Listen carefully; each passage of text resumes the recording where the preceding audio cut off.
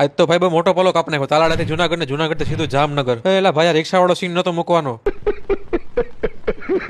હા તો વાત એમાં આવી છે, અમારે જવાનું છે જામનગર ગુરુકુલ સ્ટીલ ની રેલિંગ બનાવવા માટે. એટલે બધું સામાન પેક કરવા માટે આવી ગયા હવારના પોરમાં કારખાને. ये नरम लहजा ये झुकी हुई आंखें ये साबित करती है मजदूर का मजदूरी का टाइम आ चुका है. મેં ભાઈને કહ્યું થોડીક ઉતાવળ રાખ, એટલી ઘણી મારી 2 વાર લગન થઈ જાય, તારથી બાજકું બંધાતું નથી. અમે બધું સામાન લઈને પહોંચી ગયા બસ સ્ટેન્ડે. તમારું ધ્યાન મારા ચપ્પલ ઉપર હશે. એકચ્યુઅલી ઇટ્સ ફોર કારખાનાસ વર્ક યુ નો. તો ફાઇનલી આપણે તાલાડાથી નીકળી ગયા છીએ જામનગર જવા માટે. આપણે આપણી ફેવરેટ સીટ મળી ગઈ છે. તંબુરો ફેવરેટ સીટ. આ તો બીજી કઈ બેહવાની જગ્યા નથી, મજબૂરીમાં બેહવું વેડું આ.